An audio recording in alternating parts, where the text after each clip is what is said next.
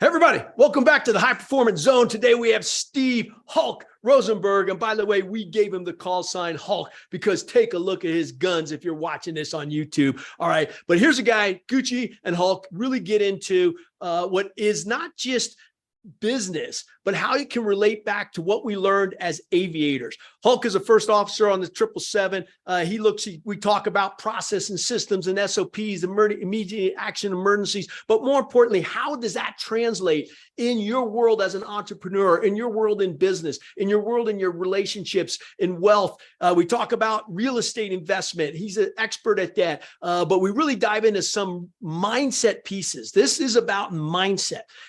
Wait till you hear about the reticular activating system, the RAS. It's not a new concept, but how that either is a threat or an opportunity, and how you can use that to compartmentalize, to write a letter to yourself and achieve your goals, to go above affirmations into actual execution.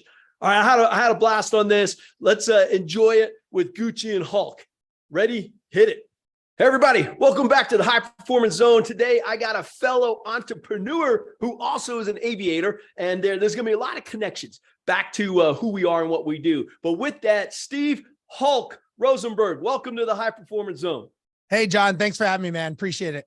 Yeah, now people might not know that we gave you the call sign Hulk. That was Greg Sugarwin on my team. Do you have a call sign before then?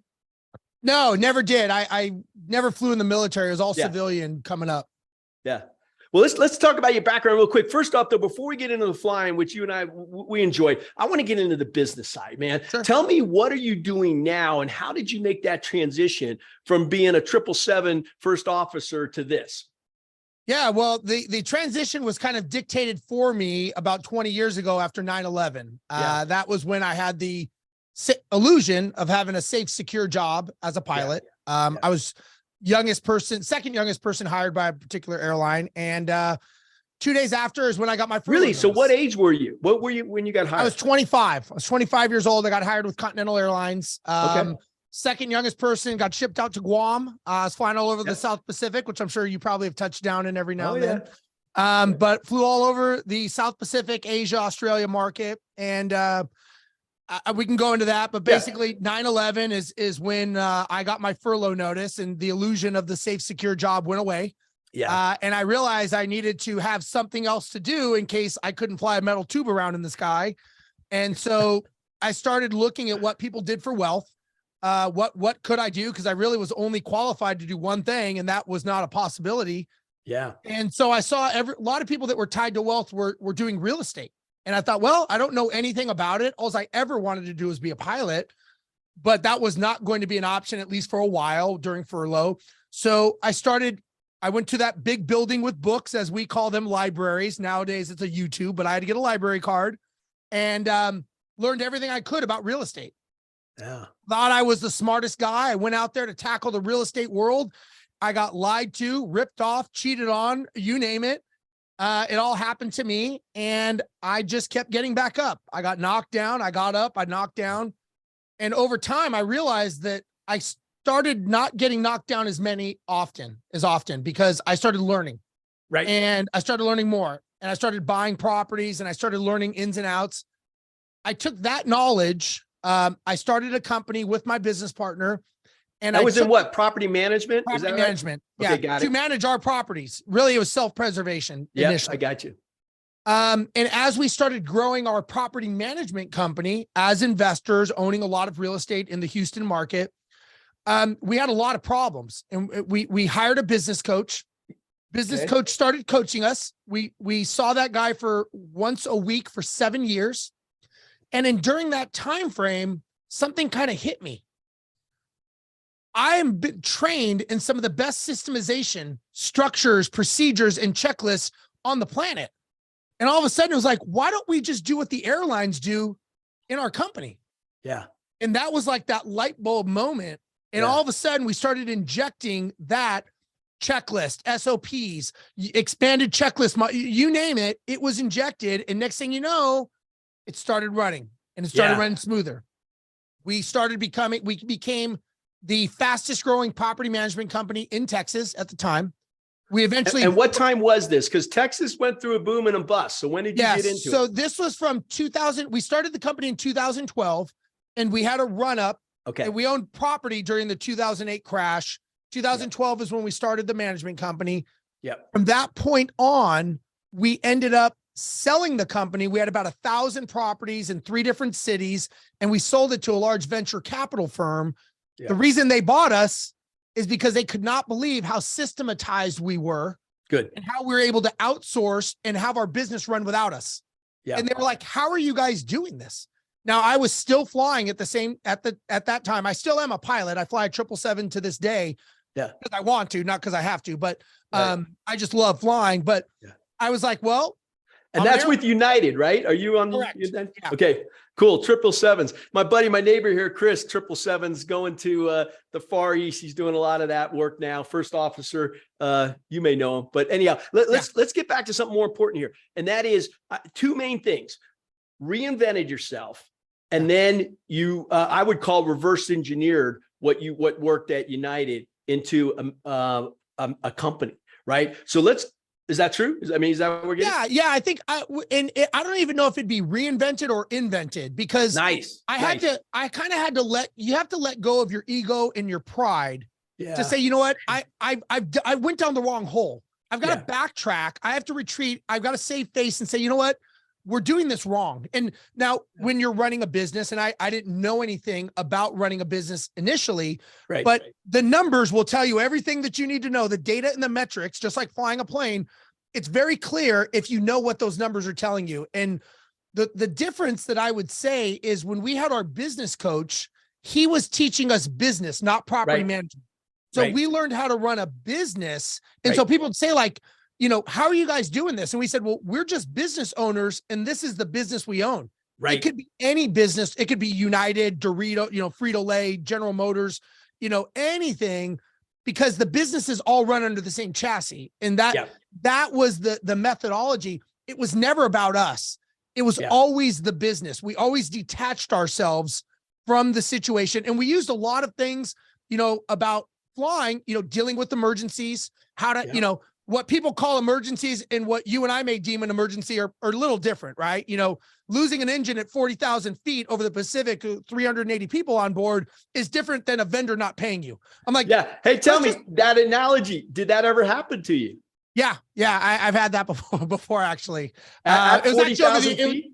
It was actually over the Atlantic at 38. We were heading to, I think it was to Amsterdam or somewhere out of Houston in a 7.6. And we had one cough on us, and so we had to divert into Keflavik. But I like the way you said cough. This is kind of just fun stuff, pilot to pilot. So did you have to shut it down, or did it just shut down? Yeah, we had to do a precautionary shutdown. We were getting surges. We were getting compressor stalls and surges. Yeah. So we were on the Nat tracks heading across, to the Atlantic. And so then, that's all again, procedures. There's a whole, you don't just get to cut across the tracks and cut off 50 airplanes going on the tracks. There's, you got to offset 15 degrees, descend down, get below the tracks, hang a left, head over to Keflavik.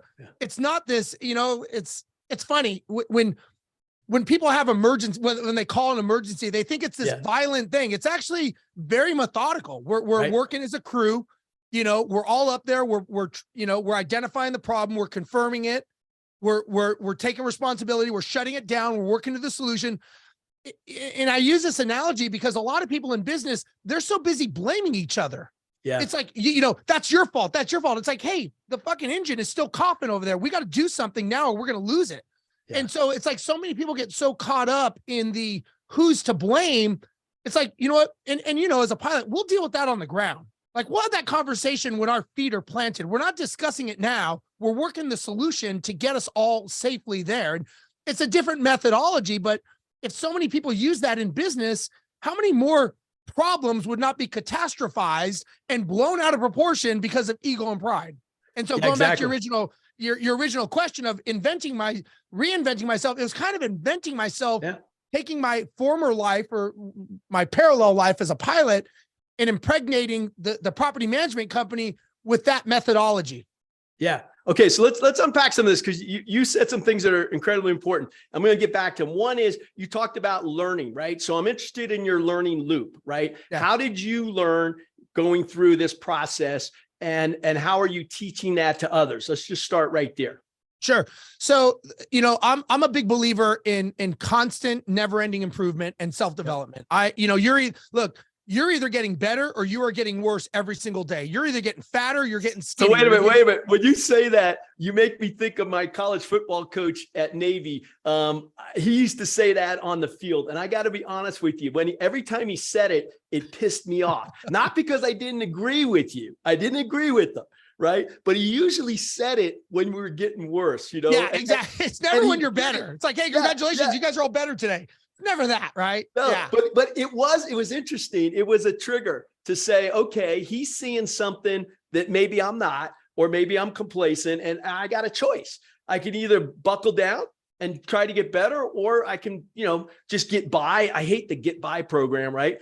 So anyhow, keep going. I love what you're talking about. So, again, what I've, and this is my perception of life. We'll say, Steve's view of the world, we'll say, I think our lives are we're going to like call it Hulk's view of the world. There we go. Hulk's view of the world. Go ahead. So, our lives are like books, and there's chapters, and, our 20s are a chapter. Your military was a chapter. We have chapters. Chapters begin and chapters end. And you always take something from the prior chapter and you bring it into your new chapter. Could be good, could be bad. When it's bad, they call it baggage. When it's good, they call it knowledge. Call it whatever you want, but you're bringing it in with you. It's your perception of your decision of what you want to bring. And so the person I am today is not the person I was 21 years ago when I got furloughed. I didn't grow another arm. I just started thinking differently. And I'm probably not going to be the same person I am next year as I am today. I'm constantly improving, and you're improving because of your environment, your surroundings, and your openness to actually accepting the fact that you need to be around different people. You need to educate yourself. So going back to your question, the way that I educate myself is I constantly surround myself with better people than myself, with more educated people. The people that are at the destination that I want to go to, those are the people I'm around. Now, with that being said, I don't discount the people I'm with. I'll give you an example. Being an airline pilot it's a good career. It's an esteemed career.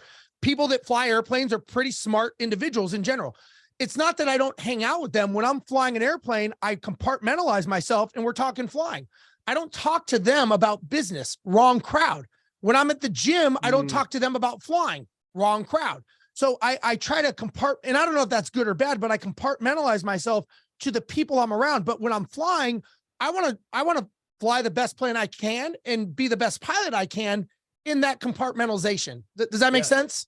Oh, it's brilliant. I love that. And not everybody can compartmentalize, right? We get distracted. And I think that's one thing aviation teaches you, is to just naturally do what you just said. But I like the way that you took it outside of aviation, and the gym. I mean, so give me your workout program real quick, because you're looking pretty buff there. What do you like to do? What's your morning routine? What's your workout program?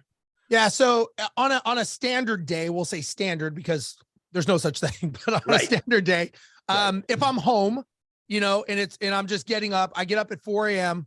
I've got a routine that takes me about an hour and 10. My wife always laughs at me because she's up and to the gym like in 15 minutes. I got to write my I am statements. Oh, nice. I've got to meditate for 15 minutes, which I suck at doing, but I still do it. Good. I try to read 10 pages. I do read 10 pages. Sorry.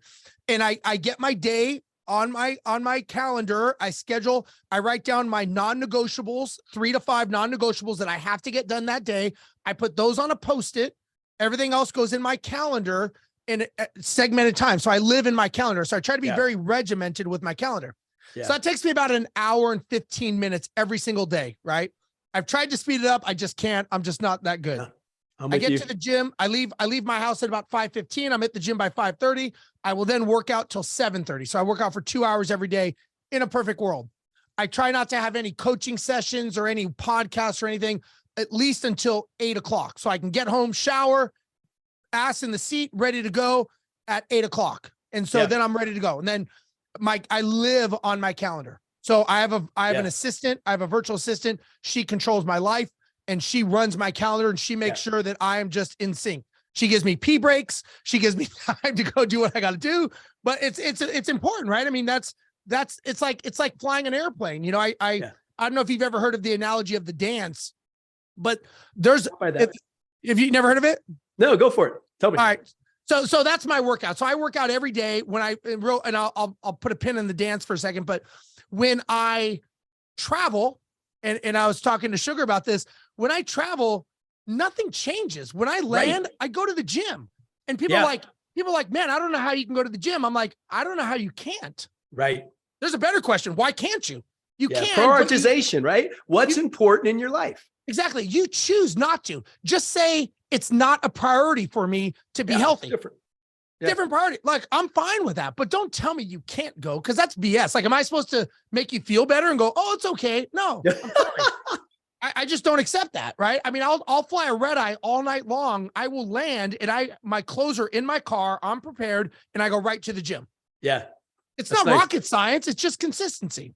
Yeah. Hey, all right. You're on it. I love your mindset. And we're going to talk more about mindset, because what I'm hearing here, and it's so critical for our audience, is what you're talking about is this idea to have a process and a mindset, right? Absolutely. And you need the process, you need the systems. Like I actually reverse engineered what I learned, not just in aviation, but on the Blue Angels, right? We take it to a little bit of a different level, but It's all the same stuff, right? Whether it's flying a Cessna 172, a 777, or an F-18, it's all the same processes, right? The weapon systems and all that change. But I guess the key here that I wanted to get into is we're going to unpack the mindset, not just the process. Because I think, you were talking as a business coach, you got to get the processes in place. You got to get the right people, all that kind of stuff. But the mindset to me is the differentiator. So I want to know your I am statement. You mentioned you do an I am statement every morning. What is it? Go. So I do 20 of them. I've got 20 I am statements. Wow. I write them every morning. I don't read them. I rewrite them every single morning on my iPad, and I change them for goals that I've accomplished. And believe it or not, I've accomplished, I knew nothing about them. I was reading books, and I kept hearing about these people doing these, these I am affirmations statements. Yeah. And all of a sudden I'm like, well, you know what? If all these people are doing this, there must be something to it. So I'm just going to start doing it. And some of it was, I'm an international paid speaker. I did 3 tours speaking in Australia. I'm a published author. I wrote a book. I'm a published author. All of a sudden, these things started happening because your reticular activating system, your filter or your subconscious is always looking for these things. So why wouldn't you say, I am earning $5 million a year, whatever that is that you want. And all of a sudden what happens, your brain is looking for that. So I have these I am statements. I'm the best communicator on the planet. I'm enjoying my life. I love my wife. I love my son. And I am the father that I want to be to my son. I have these in there, and you say them, you may not think about them, but your subconscious is catching these. Yeah. This is beautiful. Where'd you learn this from? There's so many people that teach affirmations. I'm curious, where did you learn this from? Honestly, I'm one of those people that when I read it in a book, or I hear it on a podcast, then I just start diving deep on my own. Yes. And I just start going down a rabbit hole of information. So I never took formal training. Yeah. I just kept hearing it, and I was like, okay, I'm going to do it. Now I teach it because I'm a big believer in visualization. Look, chair flying, right? I'm sure you guys did it for hours and hours at the Angels. Same thing like us, doing a V1 cut or having a problem. We're visualizing it, right? We're seeing it. One of the things I do real quick when I coach people and I do my mastermind, I have them write a letter to themselves dated 1 year in advance. And that letter, and it's let's say it's today. We will date it December 31st, 2023. So it's 1 year from now. Yep. And I want them to tell me what they've accomplished in the year, how many vacations they went on, what memories did they buy? Because we're buying memories. Some people say they want freedom. I disagree with that. You build a business to give you money to have the freedom to buy the memories. We're buying memories. Look, you could sell all your stuff tomorrow, go live in the mountains, but you may not like the memories that you're creating in that, or in a park. Yeah. We're buying memories, whether it's dinner in Greece, African safari, time with the family. That's what we're buying. The business gives us the ability. So what I do is I say, okay, what memories really, visualize it in detail. What kind of car are you driving? How does the leather smell? What does the wood feel like on your fingertips? Like good in detail. And then what I do is they give it to me in a sealed envelope with their address. Yeah, and you I mail it to them. Yeah. And then they get it in the mail the next year, December 20th, they will get it. And I tell them, you would be shocked at how much of that is going to come true. And I get so many people like, oh my God, I cannot believe it. But going back to the mindset, it is all mindset. Look, everybody who's probably listening to this has the skill sets to be successful. What they don't have is the mindset. If you want to build a $5 million company, but you think like $100,000 CEO, you're never going to build that business because you are not that person. You have to basically imagine that you're a $5 million CEO. It's like when you go to bed, you're imagining you're asleep before you actually go to sleep. You're acting like you're asleep, acting as if you're laying there thinking, okay, I just hope I go to sleep. Why wouldn't you do the same with your business? Why wouldn't you act as if you're a $5 million CEO? Because it's not going to happen if you're like, well, I'm really a $100,000 CEO, so not sure if I'm going to make it. I agree. I guarantee you're not going to make it because you're not that person. You're not the person. You are the bottleneck. And a lot of people have a hard time because it's between their ears. It's not the tactical part. It's the strategic part that they're missing. Absolutely. Okay. A couple of really cool points I want to dive a little deeper on because you're hitting really some good stuff. And I want to go deeper on some of the stuff. So number one, the RAS. Okay. Let's talk about what the RAS is and why that's important. As you were talking about this letter that you write to yourself, Robin Sharma, do you know him at all? Have you ever heard of Robin? Boy, that name. He wrote the book. The one he's really known for is The Monk Who Sold His Ferrari. So, he's in our business. He's out there. And I was speaking at one of his top mastermind events, and he does a similar thing where instead of, write it for 1 year and mail it, which by the way, I think is brilliant. Keep doing that. He did the one, and I'm sure you heard of this, write your obituary, right? What do you want to be known for as somebody's at your funeral, right? And that's actually pretty cool exercise too. I'd throw that up to you. I know that when I did that, I went, wow. Now let's get back to affirmations and then the RAS. So I was working with a guy named Lou Tice. You ever hear a guy named Lou Tice, the Pacific Institute?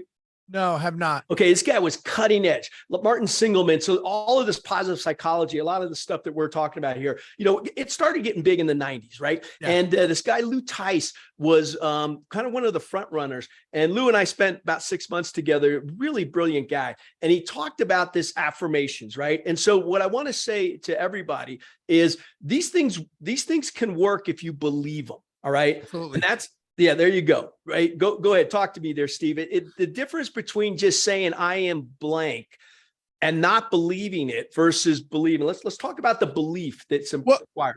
And if you go back to the basics, that's why if you recall, I said I write them down. So I rewrite them pen to paper. I don't type them. I don't text them. Pen to paper, old school, because there's a psychological transference when you actually write something down. So look, I don't claim to invent this. I just copy, paste, repeat to what works, right? And so to me, I can tell you that I graciously have been able to cross things off of my list because when you say it every day, the thing is if you're saying something and you don't believe it, well, then you're a hypocrite, right? Like, to me, it's like, then you have bigger issues. Don't write it if you don't believe it. Like who are you fooling? Nobody gives a shit. Like nobody cares if you write it or not. You have to care more than anyone else. So what do you want? Who are you in the future? Those are the I am statements. You're basically saying who you are in future tense and that you've already accomplished it because there's a term in neuro-linguistic programming called acting as if. And if you act as if, your brain will fill that gap. It will work 24/7 to make that happen. And if it's kind of like when you're golfing with someone and next thing you know, they putt and they miss it. And they're like, I knew I was going to miss it. Like, okay, well, so congratulations. You got exactly what you wanted. Don't miss. Oh man, I missed. I can't believe it. Yeah. Well, you just kept telling your brain doesn't know those play on words like don't, can't, not. All you basically told your brain is miss. So congratulations. You got exactly what you wanted. Turn those into positives. One of the things I've learned, I'm gonna do a quick deviation here, is that many entrepreneurs, when they're starting a business, when they're starting something, if you really ask them what they want, they don't know. They're busy running away from a life that they do not want to have, but they don't know what they're running towards. Yeah. I asked them, why did you start a business? What do you want out of this? They will give me 5 minutes of telling me everything that they don't want. I don't want to be told what to do. I don't want a 9 to 5. I don't want to be broke. And I'll ask them, how's that working for you? And they're like, it's not. Are you surprised? Like, your brain doesn't know that. Everything that you're focused on is exactly what you're getting, exactly what you're saying. How about let's flip the script? Tell me what you want. Let's go towards the light that you want to have, not what you don't want to have. Yeah, I love this. It's just a different perspective. Same thing, but it's a different perspective. And when you talk to entrepreneurs, we think that we have a better widget, gadget, product, or idea, but we don't understand the circumference of everything that is enveloped in what we're trying to do. We just think that I can do it better, or I'm smarter, or I'm a harder worker, but that's one piece of a very, very big puzzle. And so that doesn't do it. So those I am statements, they bring everything inclusive, whether you're a good communicator or not. If you keep saying it enough and you believe it, it will happen. And if you act as if, your brain will figure it out. Because when we go to sleep, our brain is not shutting down going, okay, I think I'm going to sleep. It's constantly thinking about how it can bridge that gap to make that happen, to make you the best communicator on the planet. So let's do this. Let's talk about the why. I've got 3 things, because you're on fire, man. And as I'm listening to this, I'm going, okay, how can I dig deeper with Steve? Right. All right. So here's a couple of things. I'm going to plant a couple of seeds. Sure. One, we're going to talk about the RAS, because that's part of why this stuff works or doesn't work, by the way. We're also going to talk about this idea. I love what you're saying. It's the who am I? You got to know who you are, but you also got to know your why statement. Why am I doing this? Right. So I like what you say. What do you want? Right. But I would also suggest, and I'm sure you do this, add the why to it. Right. Why am I doing these things? Right. Get very clear on that. And do you do that in your masterminds? I do. And there's a specific reason that I personally believe that the why is so important. The why is what carries you through the dark days and the sleepless nights. The motivation of you starting, that gets you out the door. But motivation is like a battery. It drains over time. Yeah. The why is what carries you through. And look, we all know that being an entrepreneur and being someone, when you're doing something different, even trying to be a pilot, right? You're not doing it for a paycheck. You're doing it for a why. You want to do this for specific personal reasons, or you just want to be a pilot because you think it's cool because the chicks like it, whatever your reason is. But the thing is you've got to have that drive, because when you're sitting there going, man, I've got these bills mounting up. I'm not sure what I should do. Look, as pilots, we get manuals, you get SOPs. Last I checked, when you become an entrepreneur, there's no SOP being handed out saying, okay, Larry, for your concrete business, here's how you operate. And John, you're a roofer. Here's your manual. Those don't exist. So what do? We do trial and error. And what happens is, the reason your why has to be so strong is when we as entrepreneurs, we take our same personality and our same attitude and we go into a new environment. Wrong. You have to change who you are to become that new person. You're not going to change the environment. The environment is going to change you, or it's going to squash you back to being an employee. So the reason you've got to have that, going back to the why, is you've got to make sure that you have that why, and it's so strong that it will deflect all the things that you're going to deal with. Because the entrepreneur, look, the highway to successful entrepreneurship is littered with the souls of all the people that thought they could change the way something's done or change how it is. You're not going to change it. You have to realize what is your why to push you through. And that's what a lot of the reticular activating system will help you with. Yeah. So let's dive in that. So I like what you say, deflect the challenges, the things you don't want, your why does, but it also energizes you. Like you said, your passion, it gives you the energy to keep going through. So let's talk about the RAS. Tell me, what is the RAS and why is it important? Yeah. So the RAS is your reticular activating system. And again, I don't claim to profess to be an expert. I can just tell you what I've learned over the years. Yeah, I got you. But your reticular activating system is basically your filter. For example, I'm sure people have heard the story. You buy a red Corvette. You've never seen one. You're driving home. You find 5 other red Corvettes in your neighborhood. Those didn't just appear. Your filter was just not dialed in. Same thing if you're in a mall. If you're walking in the mall, if they even have malls anymore, I don't even know. But let's say that they have malls. I'm probably dating myself, but let's say they have a mall. You're walking in the mall, you have no children, and you hear kids scream out, "Dad." you're not gonna catch that because it's not in your filter. But if you had kids and your kids were in the mall and you heard somebody scream out, "Dad," boom, it's in your filter. It's in your reticular activating system. So one of the things I do with my students that I coach, I stopped it during COVID because of another conversation, but I stopped it, is what I would do. I had this girl that I was coaching in Brisbane, Australia.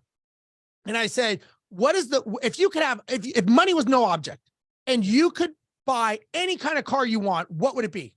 And she's like, a Range Rover. I'm like, a Range Rover, like anything, like don't restrict yourself. Nothing. She's like, a Bugatti. I'm like, okay, what are you doing next weekend? She's like, nothing. I'm like, I want you to go to the Bugatti store and I want you to test drive a car. She's like, what? I said, I want you to go to the Bugatti store and I want you to test drive the car. She's like, I can't do that. I'm like, yeah, you can. Watch, you're going to do it. She's like, no, I can't do that. I said, let me explain something to you. If you don't do it, I'm no longer coaching you anymore and you're still paying me. She's like, well, you can't do that. I'm like, you want to bet? I'm like, if you don't do what I say, I can't help you. So the whole week leading up to this, she's violently ill. She's throwing up. She's sweating. She can't focus. She can't sleep, all because of this test drive. She's telling me how dumb it is to be so tied to a vehicle, and she wants to donate her money to charity. I'm like, I don't give a shit. You're going. So just go. So anyways, so she gets there. And I said, oh, and by the way, when you get there, I want you to have the salesperson record a video of you telling your mom that this is your car, you own it. And they're just that's a good one.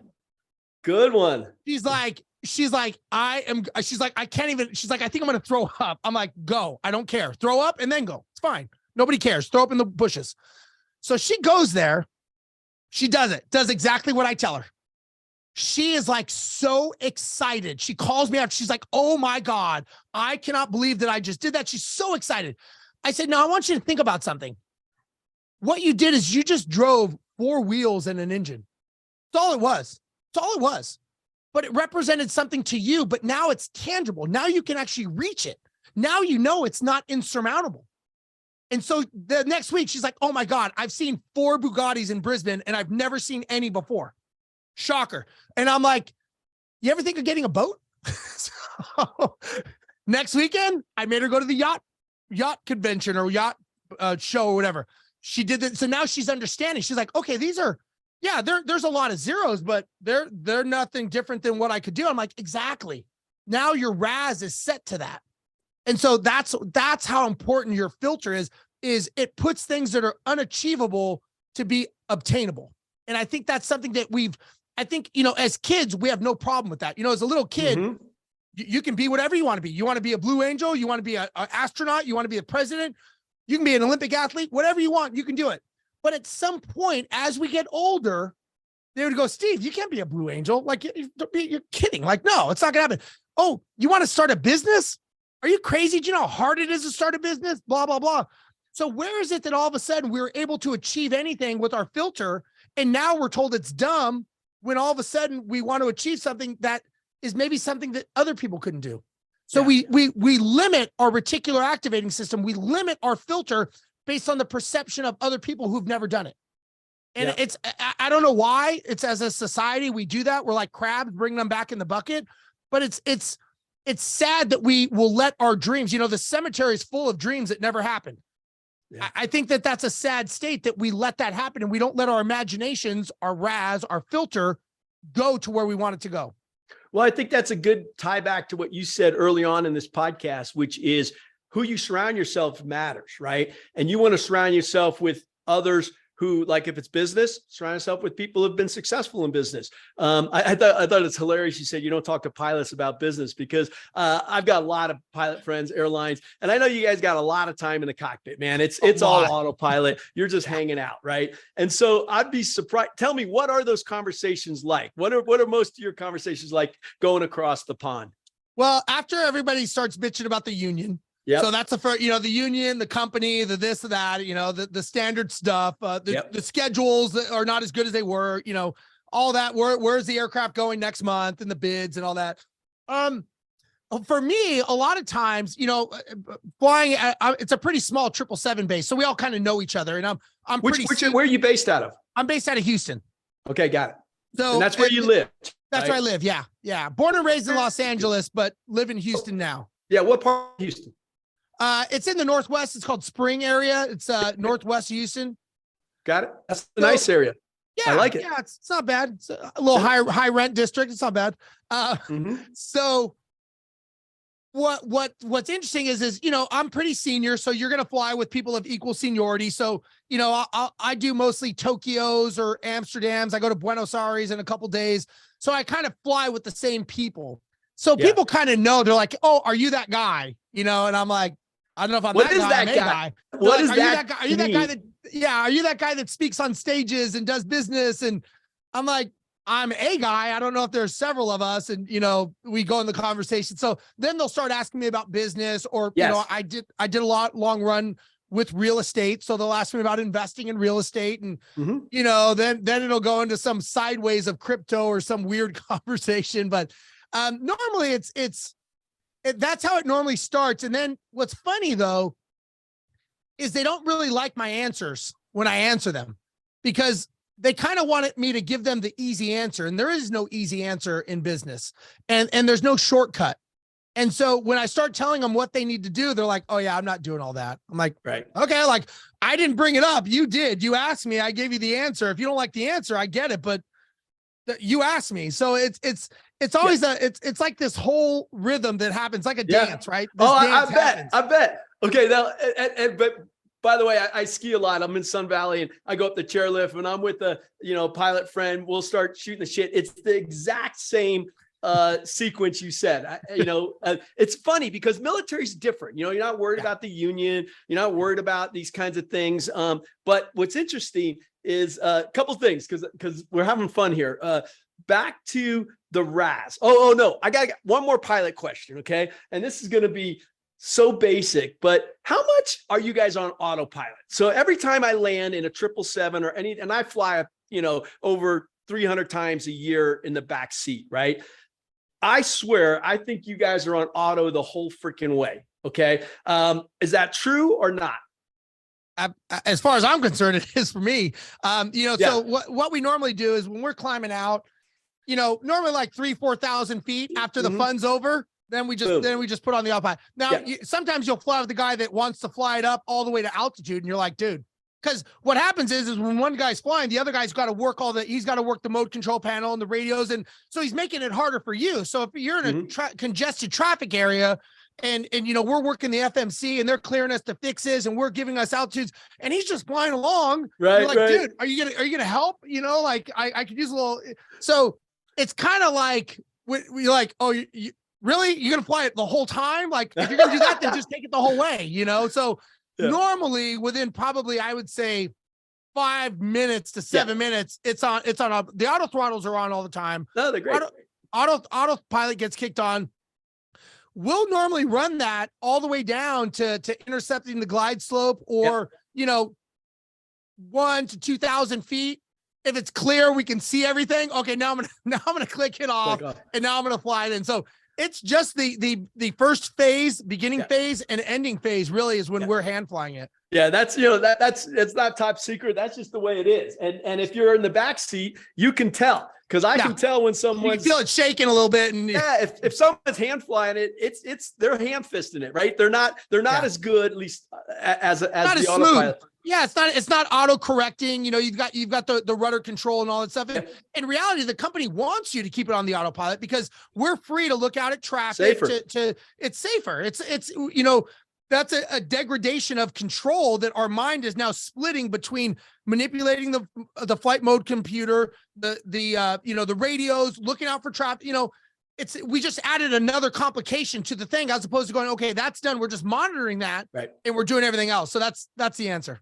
No, I love it. And a couple points here. So as you're thinking about, you know, how safe the airlines are and how much redundancy and, you know, crew coordination and all the things that you just talked about that are so important, by the way, you know, when you're learning as a military guy, it's just the opposite. I flew single seat airplanes, right? There is no freaking autopilot. Well, when you got up to altitude, maybe. So you're not only flying it, you're doing all the radios, you got weapon systems, you got stuff coming at you. And that was the biggest thing that I learned. It's the flying was the easy part. It's managing those systems and keeping yourself under control, especially when you're running a strike. And now you get this whole other thing called threats coming at you, changes you, and so that's where the mindset really kicks in. And I think that's a good analogy to business, right? Because there are structures, right? There's fundamentals we have to do, but it's how do you handle, like you were talking earlier, how do you adapt to the environment versus trying to force the environment to be what you're doing. So there's such a great analogy, and I love that you're using that in your business and your coaching. Couple of points here real quick is I want to get into real estate because I know you did that in a big way, and I want to learn from you and my audience a little bit. But just to put an exclamation point on the RAS, I had this guy Lou Tice told me, and he said everything you said, which by the way is brilliant, the car, the color, and all that kind of stuff, was the idea of the RAS is only two things will get through your RAS. And this is according to him. I'm not saying this is true or not, right? It's either a threat or an opportunity. And when I heard that, I went, that's pretty cool. It's a nice way to take this psychological, you could go into all kinds of, like you said, academic things on the RAS, but it really boils it down to that. If you perceive an opportunity, that's going to get through. That's your Bugatti story, right? Or if you perceive a threat, that, by the way, that gets through too, right? Yeah. And so when I heard that, I go, that's pretty cool. Now, you got anything to add to that for our audience? No. I think that's good. I'd like to touch one thing on that dance, if I could, where I talked about it. Oh earlier, yeah, that's right. Remember you put the pin. We put a pin there. So pin there. Go for it. So this is just to show people the systemization of an airline and how good it is. And so I use the analogy, next time you're at an airport and you see a plane, I use my aircraft that I fly, a 777. So gross takeoff. Which, by the way, if people don't know, that's one of the most advanced airplanes. Hey, by the way, I know you've never done this. Have you ever tried to roll a 777? No. Of course not. You would never do that. You would never do that. But let me tell you, have you ever tried it in the simulator? Yeah, I've actually, we rolled a 7.8 in the sim one time when I was in the 7.8. Yeah. It'll roll. I did the 777. So let me tell you a quick story. I'm Blue Angel. We're in Boeing in Seattle. What year was this? I don't know. Probably, let's say 91, 92. 777 was just coming out as the airplane, right? So I'm in the simulator, and it's got all, for people that don't know, it moves and all that kind of stuff. And we're doing all stuff, and it's cool. And finally I look at the guy who's sitting behind me, the check pilot, and I said, hey man, can I roll this? He goes, well, I don't know. We've never tried. I said, okay, let's try it, and so, I get the nose up, I'm doing a gentle barrel roll. Everything's, it's fine, right? Everything's working, not spilling the coffee.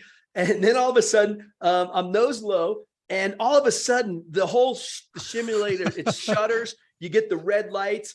And I'm looking at the guy, and I turned around, and I said, hey, I didn't hit the ground, crash, right? I was like, I didn't hit the ground. We're playing altitude. He goes, no, you just ripped the wings off.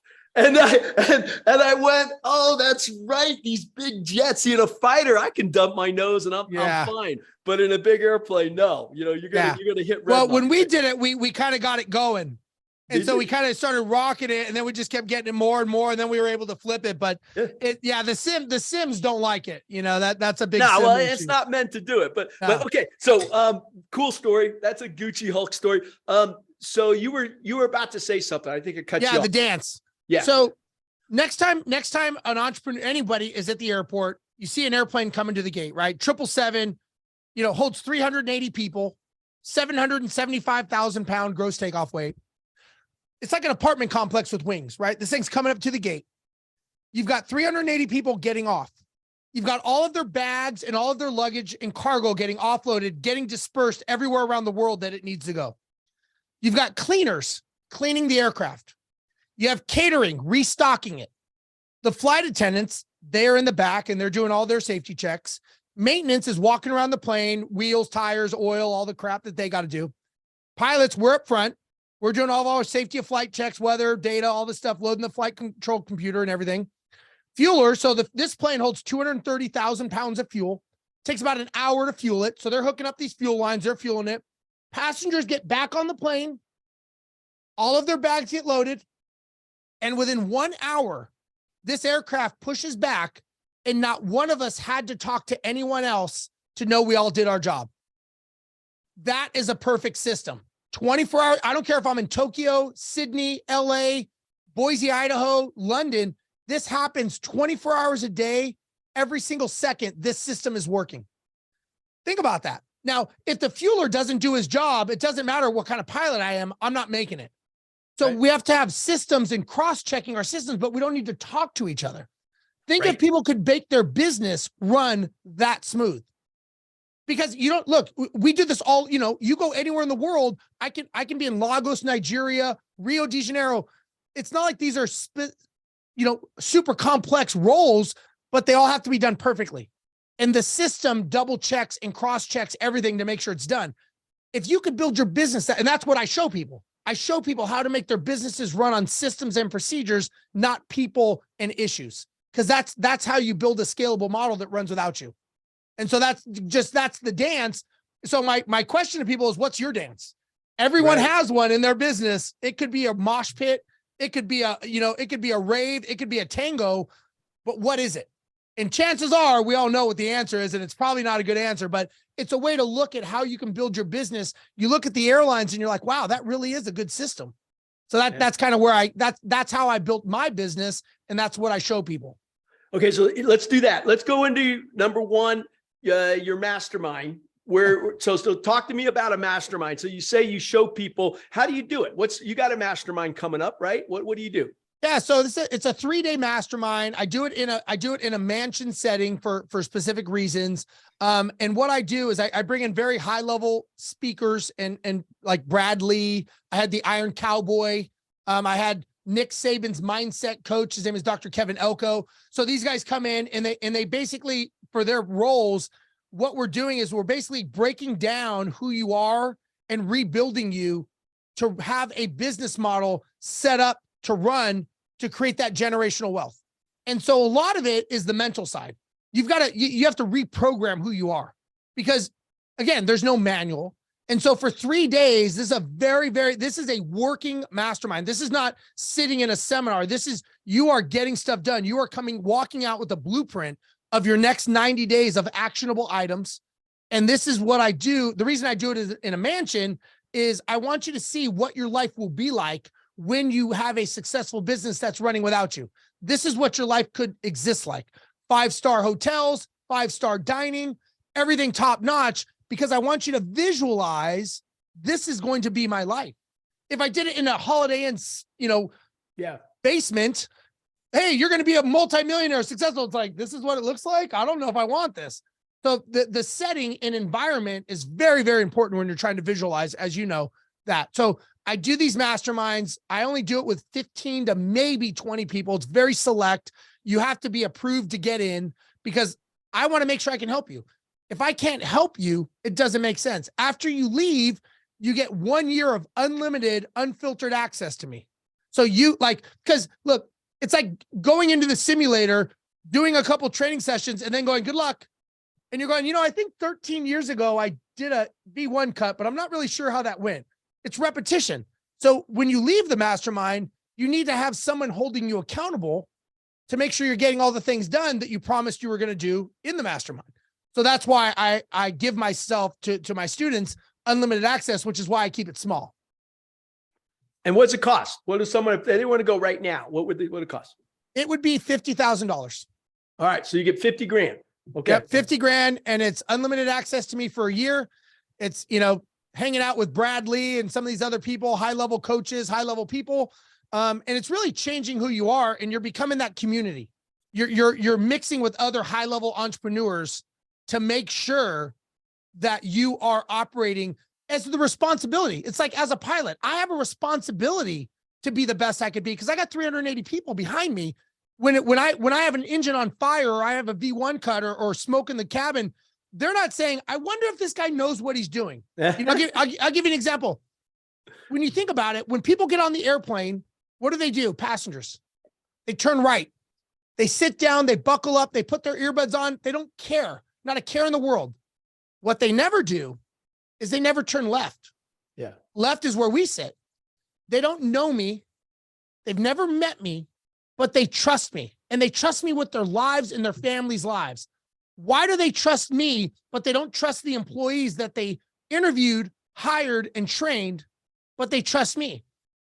They don't even know me, but they're assuming because of the training and the systemization that the airlines invest in us, that we know what we're doing. They're not coming up going, hey, can I see your credentials and make sure you're actually qualified? How you feeling today? You feeling okay? Good. No problem. And the thing is I've never, on a bad day, worst landing in the world, I've never had somebody come up and go, hey, Steve, I think I'm going to fly the plane for you today. You're not really doing a good job. I got it from here on out. But that's what people do with their jobs. That's what they do with their employees. If they're not doing their job, they push them out of the way. They nudge them. They help them. And then they do their job for them. Why? You need to create a training system in your business that trains your employees. If not, are you really being the best CEO you could be? So that's what I do in the mastermind. I show them the responsibilities that they have. Look, heavy is the crown, right? You want to be the king. Okay, fine. But there's responsibilities that come with being that king or queen. And that's what I want to show people is like, just because you started the business doesn't mean that you're, grand poobah and you get to do what you want. It doesn't work that way. You've got the responsibility of these people and their families, depending on that paycheck, because they're assuming that you are doing everything you can to be the best leader you can be. And if you're not, I would say shame on you for not taking the responsibility seriously to be the best leader you could be for the people that are believing in you. Just like when I'm in the flight deck, I'm trying to be the best leader I could be to take 380 people to Tokyo. Same analogy, if that makes sense. Yeah. Yeah. What other things you cover in the mastermind? You mentioned a couple names, Dr. Kevin Elko. By the way, Nick called me up saving, and I got a chance to work with the team also. Oh, that's awesome. Yeah, it's pretty cool because when you get into that process, what you're talking about is that systemization, the process, and you bring in the best people, you can do amazing things. But who are some of these other people? I didn't catch the names. Cowboy, I'm not sure who they are. Yeah, gentleman, his name's James Lawrence. He's the Iron Cowboy. So he did 50 triathlons in 50 days in 50 states. Lives up in Utah. And then I've had just other speakers that have come through. Yeah. Brad Lee owns Lightspeed VT, big education platform.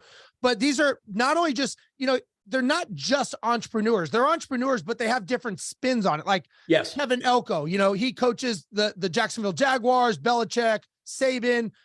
He's the one, they call him the head coach, because when the coaches start losing, somebody's got to fix them. Yeah. Right? You don't think about that. It's a business. They're like, hey, this is millions of dollars. If Saban's not winning, if he's in the bad headspace, who's going to fix him? They call in Kevin Elko. Got it. And so what I learned from this is I believe that there's three things to be successful in this. And again, this is what I've learned from other people is you've got health, you have wealth, and you have relationships. Now, I am not a big believer in balance. People's like, oh, you got to be balanced. I don't know if I agree with that, because you don't want me talking to my wife when I'm trying to land a 777 aircraft. You want me focused. I'm gonna go, but I'm working on relationships and I'm being balanced. They're gonna go, no, talk to her on the ground when you're done. So I think that there's a lot to be said about being focused, intentional, and then pivoting. Right? When you were fighting and in a dogfight, you weren't thinking about anything else except the job at hand. You were focused, you were intentional. Then you pivot. Then when you're with your family and your kids, then you do that. Then when you're at the gym, you're doing that. So I'm a big believer in focus, finish, and then move. And so that's just how I was trained. So when I do these masterminds, it's not just about business, because you and I'm sure, know many people that are very well off and they're miserable. And I say, I would never in a million years trade my life for theirs because they're miserable. So it's a matter of understanding what is it you want out of life. And, again, it goes back to the memories. What memories are we buying? I talk to people all the time. They don't know. It's like, well, then you need to figure that out first. Like, how many people know? We talk about real estate. My son bought his first rental property at 14 years old, right? Nice. He's creating generational wealth. And so I ask people, like, isn't that what this is about? It's not how much we can make, but how do we transfer that to other generations? Like, so many of us entrepreneurs, I say this very respectfully to many people out there, is we can be very selfish. And what I mean by that is we learn this, right? We listen to two smart guys like you and I, we read books, we do all these things, and we're doing it for our loved ones, but we never actually transfer it to them. So it dies with us. That to me is selfish. If you were selfless, like my son has generational wealth, he has real estate. Why don't we do more of that as entrepreneurs? We're learning something that's against the grain, but we don't transfer it.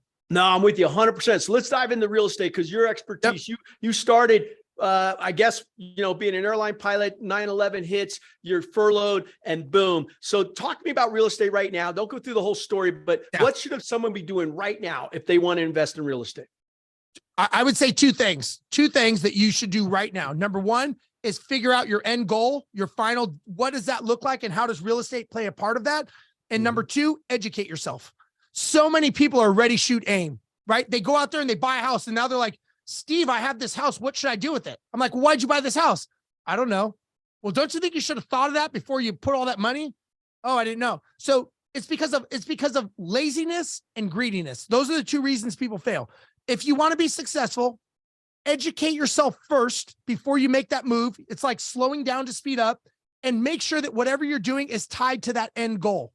And that's the same in business. It's the same in anything. You've got to have that final destination. When we get in the cockpit, we know we're going to Hawaii. We know what time we're landing, how much fuel we're going to have. We know all that. We know our destination. If I got on the flight deck and I was like, hey, John, today we may go to Hawaii. We may go down to Rio, maybe London. I'm not really sure. We're going to get up in the air. We're going to give it a whirl and see how it goes. You're not going to feel very comfortable. Same thing in real estate or in business. When you're doing real estate, look, number one, real estate is math. It is not 4 walls and a roof. 4 walls and a roof is just what contains the business inside the 4 walls and a roof. I'm with you. Let me give you an example. So my wife and I were just talking about this driving home, right? And this is why I want to make it real. I want to make it real for someone. So we want to buy a second home, but we also want to rent it. All right. It doesn't need to be just mine. Right.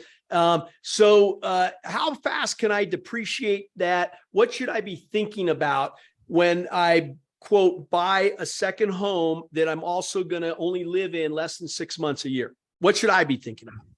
Well, again, the first thing you got to ask yourself is, is it an asset or a liability? Meaning, is this something that's going to produce revenue for you? Or is this something that's going to be a lost money income producing? Now, I'm not a big believer in buying anything just for the depreciation. Look, there's nothing wrong with saying, I make enough money, I want a second home, and I'm buying it. I don't think there's anything wrong with that. I think the irresponsibility is when you can't afford it. And then you're saying, I'm buying the second home because I deserve it. You don't deserve anything, first of all. You get what you get what you have. So now if you wanted to depreciate it, the standard line depreciation is 27.5 years. Yeah, is that still the same, or is that changed? It is with investment properties. Well, you can do what's called cost segregation. So cost segregation says, okay, the roof can be depreciated over 9 years. The driveway could be 3 years. The plumbing is 7 years. So you can basically segment out the property. It's called cost segregation. And you can segment out that property to accelerate the depreciation of the asset. Yeah. So that's that. I mean, but if you're saying like, how do I make money depreciating it? I would say that's not a good business strategy. Because, but if you just said, hey, Steve, I want to lose as least as I can, then I would say do a cost seg.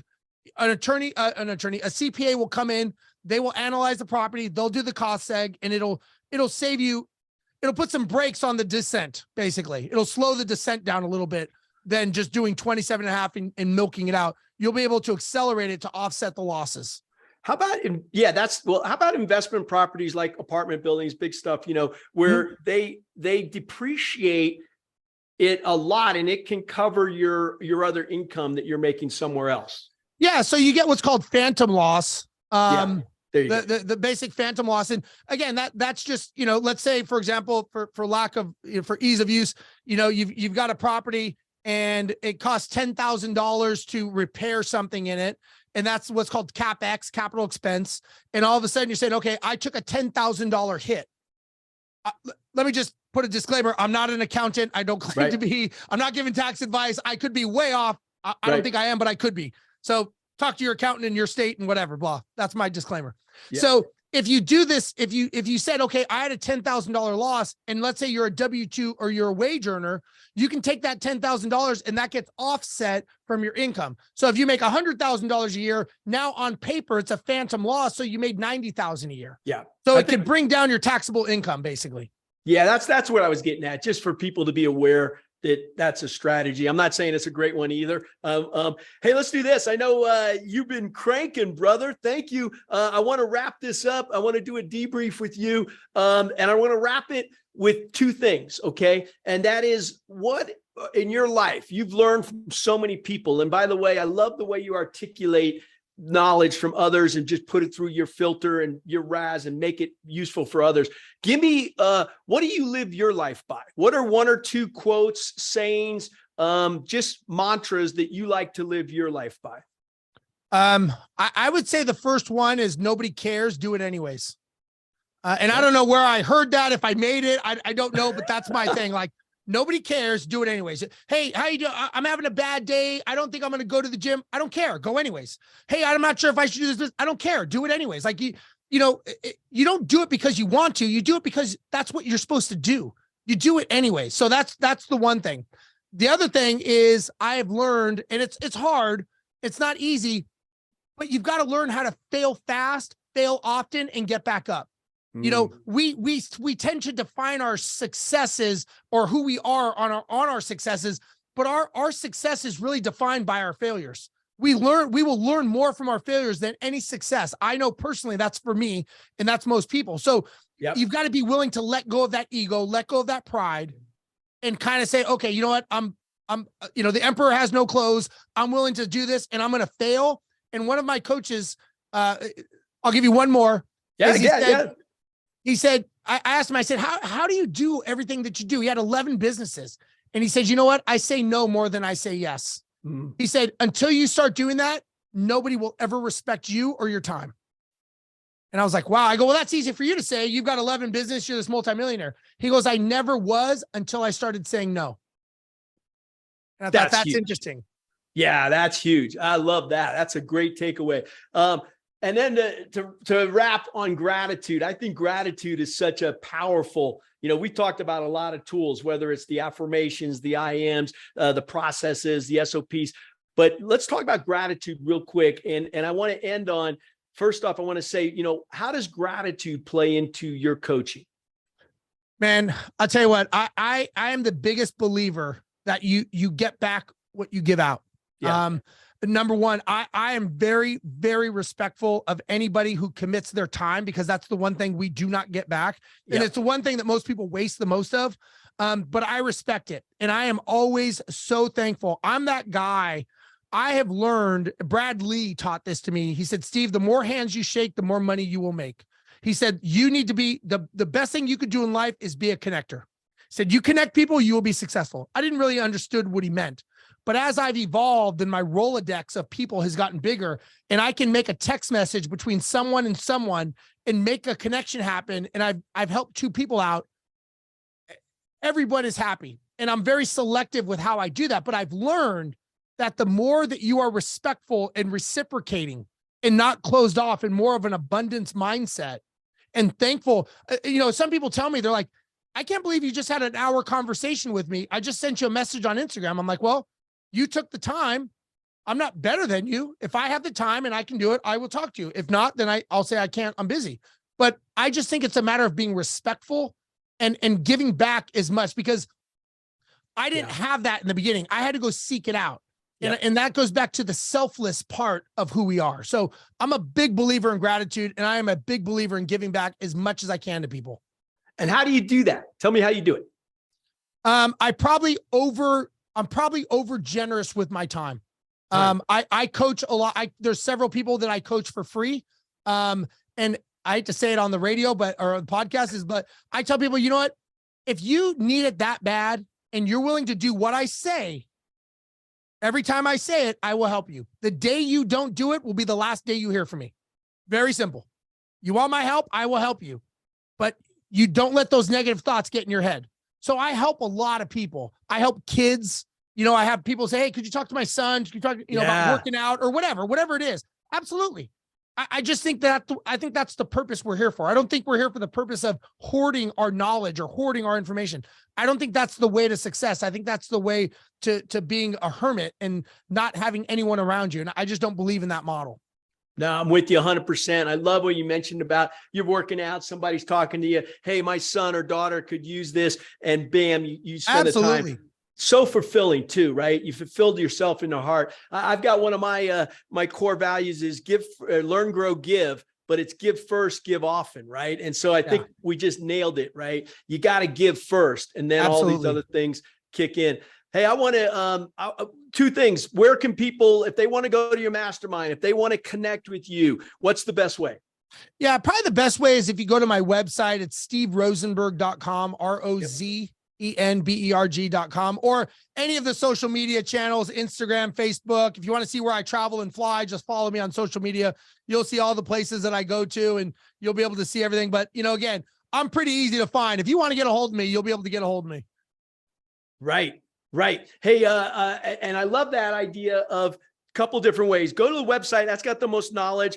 You've got a mastermind coming up. When's that coming up? I do. I've got a mastermind. Not sure when this will air, but I've got a mastermind coming up in February in Las Vegas. This is a smaller mastermind. It's a lower ticket one at Bradley's headquarters in Las Vegas. It's a 2-day event where I'm going to be breaking down all the business structures and mindset and things that you need to do. It's a 2-day event that you're going to be able to learn everything that you need to know to get you started on the right path. So whether you're trying to get to where you want to go or you're off track, this will be something that'll be good for you to get you to that next level.